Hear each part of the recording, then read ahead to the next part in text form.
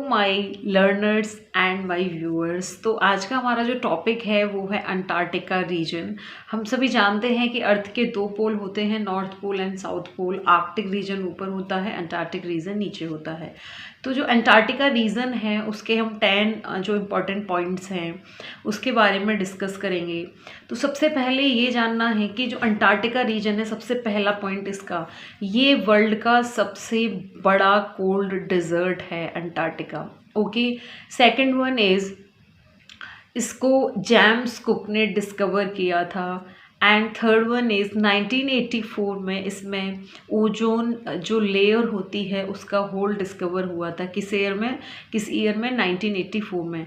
Ozone एक try atomic molecule है oxygen का, जो 3 ऑक्सीजन मॉलिक्यूल मिलने से बनता है। और ये जो एटमॉस्फेयर होता है उसके लेयर्स होते हैं, troposphere, stratosphere, mesosphere, ionosphere and exosphere.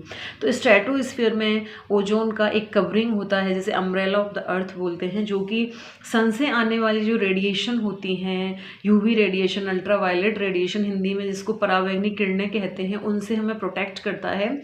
ये रेडिएशन हमारी स्किन के लिए, आईज़ के लिए, ह्यूमन बींग्स के लिए बहुत ज़्यादा नुकसानदायक होती हैं।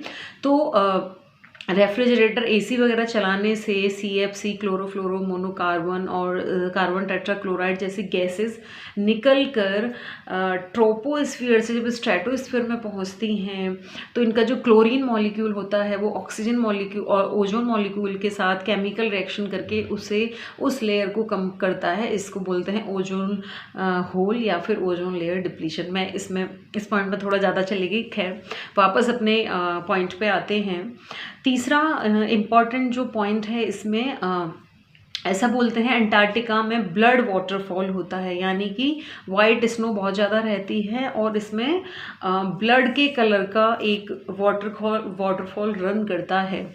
तो ये आयरन ऑक्साइड होता है उस वाटरफॉल में, जिस वजह से उसका जो कलर होता है वो रेड कलर होता है।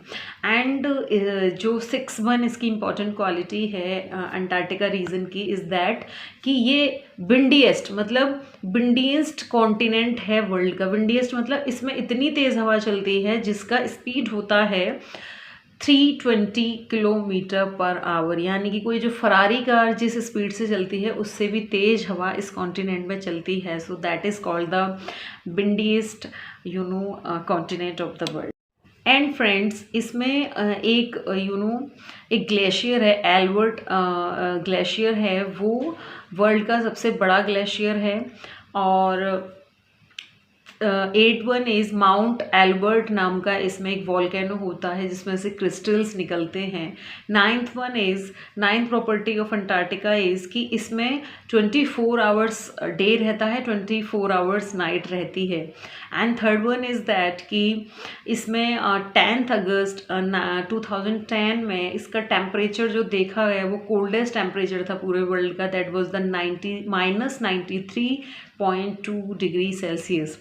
So that is all about the Antarctica region. इसको हम दोबारा से रिवाइज कर लेते हैं। ये सबसे बड़ा क्या है, कोल्ड डेजर्ट है। सेकंड वन, इसकी डिस्कवरी जेम्स कुक ने किया था। इसमें ओजोन होल 1984 में डिस्कवर किया था। इसमें एल्बर्ट नाम का ग्लेशियर है सबसे बड़ा। इसमें माउंट एल्बर्ट नाम का एक वॉल्केनो होता है जिसके निकलने से क्रिस्टल्स निकलते हैं। और इसमें 24 आवर्स डे और 24 आवर्स नाइट रहता है। इसका टेम्परेचर 10 अगस्त 2010 में -93.2 डिग्री सेल्सियस मिला था। इसमें ब्लड वाटरफॉल होता है जिसका कलर इतना ज़्यादा रेड होता है कि वो पूरा ब्लड जैसा दिखता है आयरन ऑक्साइड की वजह से।